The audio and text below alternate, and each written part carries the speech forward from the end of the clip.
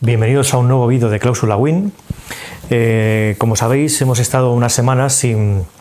realizar ningún comentario ni subir ningún vídeo a YouTube, y esto tiene un motivo. Concretamente ha sido la sentencia del Tribunal Supremo de 11 de abril de 2018. Sentencia que, como muchos sabéis, ha sido muy sonada en el ámbito de las cláusulas suelo, y lo que habíamos decidido desde Cláusula Win es dejar un tiempo desde la publicación de esta sentencia para ver un poco cómo evolucionaba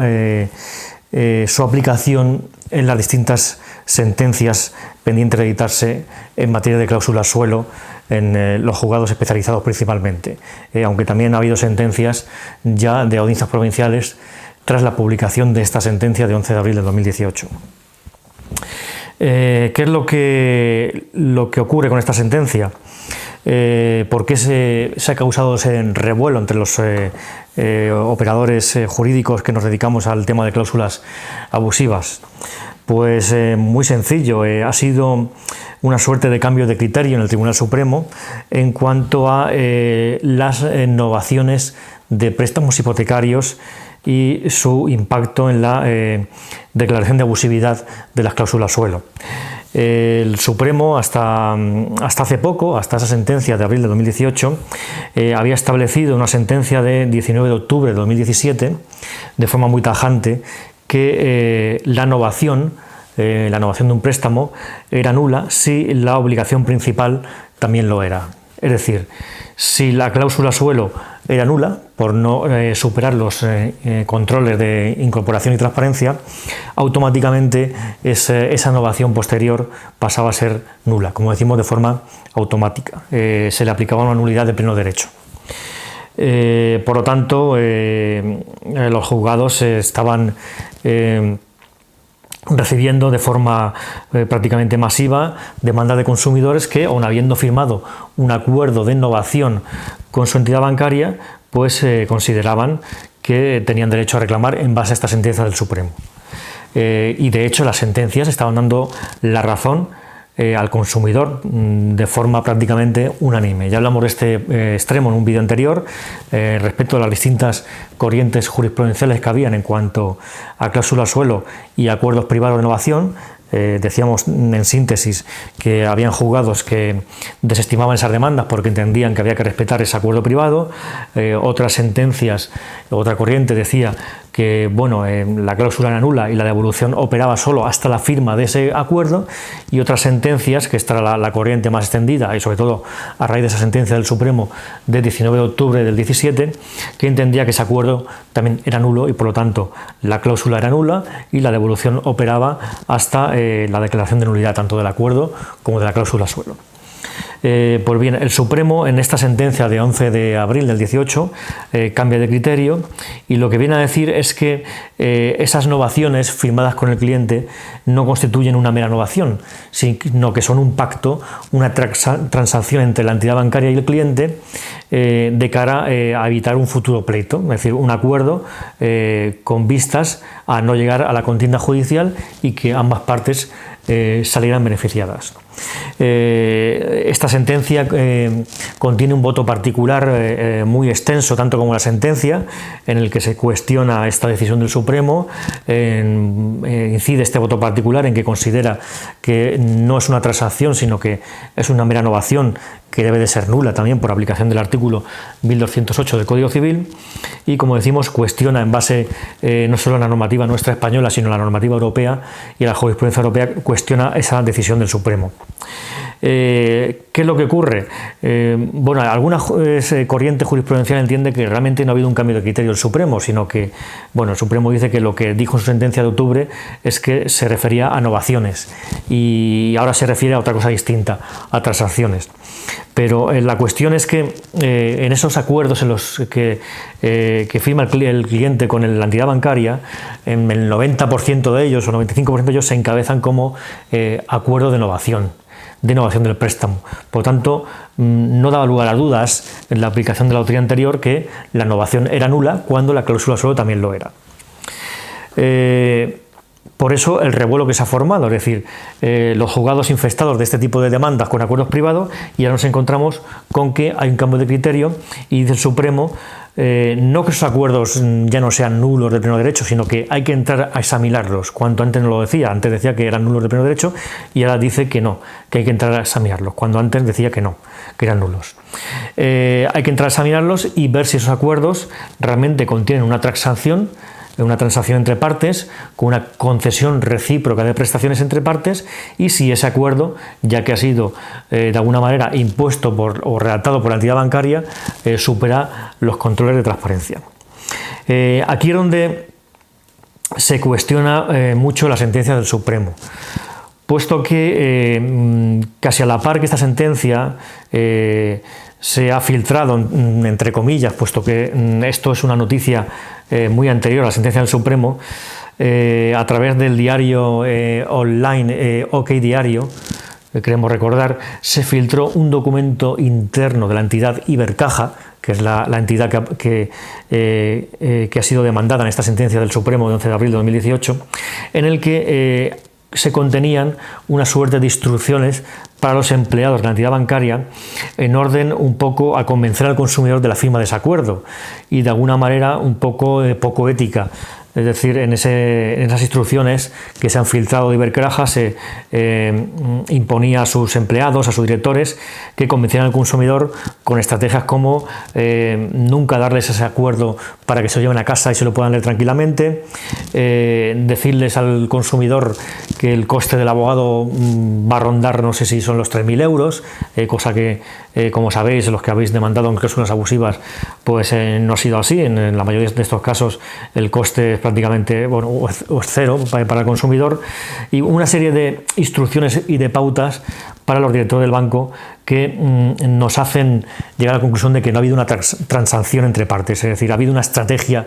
de la entidad bancaria, no se transa, no es transacción, es una estrategia de la entidad bancaria, una artimaña para evitar que se le demande y evitar que se le condene en un pleito que estaba claro y la entidad sabía que de antemano que iba a perder, puesto que en datos oficiales del Consejo General del Poder Judicial, el 98,3% de las demandas de cláusulas suelo se fallan a favor del consumidor. Toda esta información de las posibilidades de éxito de estas demandas las conocía el banco, además seguramente conocía la cantidad concreta que salía a devolver para ese consumidor concreto al que se le ofreció el acuerdo, y no se le informa de ese acuerdo, de esa cantidad a la que está renunciando el consumidor, y por tanto son acuerdos que entendemos, en primer lugar, que no son transparentes y que no encierran ninguna transacción, porque él realmente quien está cediendo en todo es el consumidor. El consumidor está renunciando a sus derechos. En este punto, el de la renuncia a derechos, también se cuestiona que este tipo de acuerdos suelen incluir una renuncia del consumidor a sus derechos. Como sabemos, la Ley de Consumidores y Usuarios establece como derecho básico del consumidor el derecho a reclamar. Pues bien, en este tipo de acuerdos efectivamente se incluye una renuncia del consumidor a reclamar, pero no se dice a qué renuncia a reclamar. En concreto, no se dice a qué cantidad está renunciando a reclamar por aplicación de esa cláusula suelo. Por lo tanto, entendemos que es una renuncia totalmente inválida, ilegal, y que un poco utiliza esa información sesgada para el consumidor que le hace renunciar sin conocer muy bien, como decimos, a qué está renunciando. ¿Qué está ocurriendo en nuestros juzgados a raíz de esta sentencia de 11 de abril del 2018? Por eso, como decimos, hemos esperado unas semanas de la sentencia para ver cómo se iba a aplicar ese criterio nuevo en los juzgados. Pues bien, hemos de decir que hay criterios dispares, es decir, no se está aplicando tajantemente esta sentencia, esta doctrina, a aquellas demandas en las que el consumidor había firmado un acuerdo de innovación con la entidad bancaria, sino que parece ser que incluso prima la decisión de estos juzgados especializados de seguir dando la razón al consumidor en base a muchos aspectos. Lo que hay que tener en cuenta y partir de una premisa muy básica es que estos juzgados, antes de la sentencia del Supremo, estaban aplicando la doctrina anterior del Supremo de 19 de octubre de 2017, por la cual esa novación era automáticamente nula, pues lógicamente yo entendería que a estos juzgados especializados, en cierto modo y muy entre comillas, les molestase ese cambio tan radical de criterio del Tribunal Supremo y siguieran aplicando la doctrina anterior, que como decimos es lo que está pasando en muchas ocasiones. Y la siguen aplicando además porque en unos casos entienden que no es una transacción, es decir, no hay un pacto, no hay una concesión de prestaciones por ambas partes,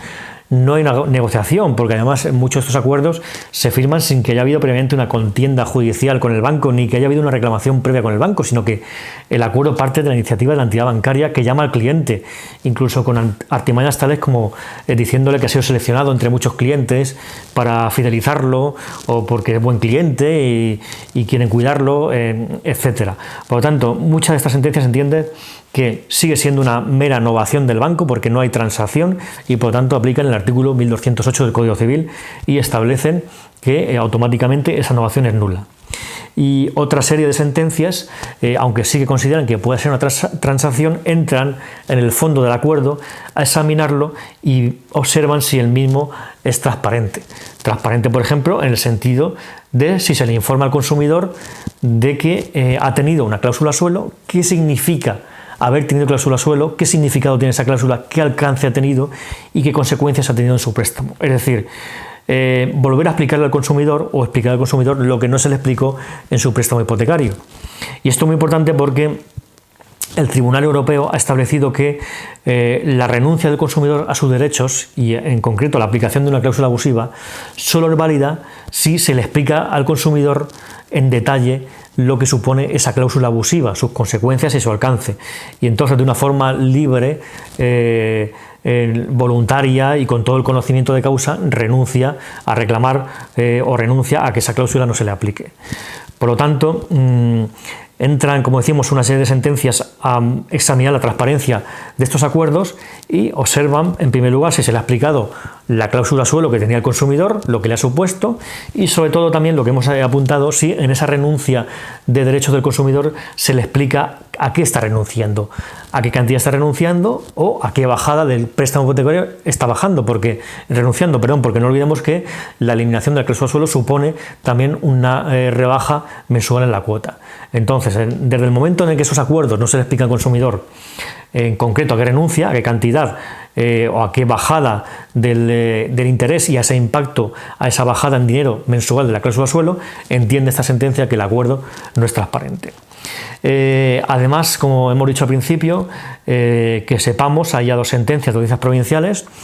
la de Badajoz y de la Audiencia Provincial de Navarra, que siguen fallando todavía a favor del consumidor. Siguen dando la razón al consumidor, aun habiendo firmado estos acuerdos privados de novación. Estas sentencias se basan, pues igualmente en lo que hemos dicho, pues por un lado en que siguen entendiendo que es una novación y se aplica la doctrina de la sentencia del Supremo de 19 de octubre de 2017 y también entienden que esos acuerdos no gozan de la transparencia exigible. Por lo tanto, entendemos que no debe de cundir el pánico en el consumidor por la publicación de esta sentencia. De hecho, de momento solo es una sentencia del Supremo, por lo tanto no crea jurisprudencia y, como decimos, hay criterios dispares,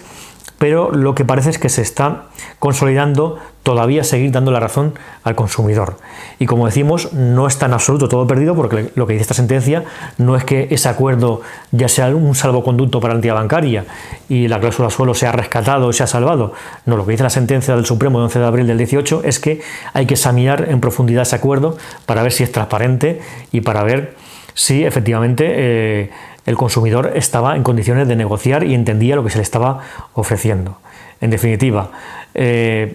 podemos decir que prácticamente todo sigue igual. El consumidor quizá sí que, en este caso la entidad bancaria, ha avanzado algo más en su línea de defensa, pero como decimos, el consumidor sigue todavía teniendo todas sus cartas sobre la mesa, todas sus posibilidades de éxito prácticamente intactas, porque siempre quedará a salvo acreditar que hubo un vicio en el consentimiento, es decir, que el cliente firmó ese acuerdo sin que su consentimiento fuera libre e informado, y siempre esa vía queda a salvo al margen de la sentencia del Supremo de 11 de abril del 2018. Por lo tanto, desde Cláusula Win y habida cuenta de lo que ha acaecido durante estas semanas desde la publicación de esta sentencia del Supremo, queremos dar una señal de calma para el consumidor y transmitirle que en absoluto todo está perdido y esa sentencia no signifique en este caso que su pleito se vaya a perder.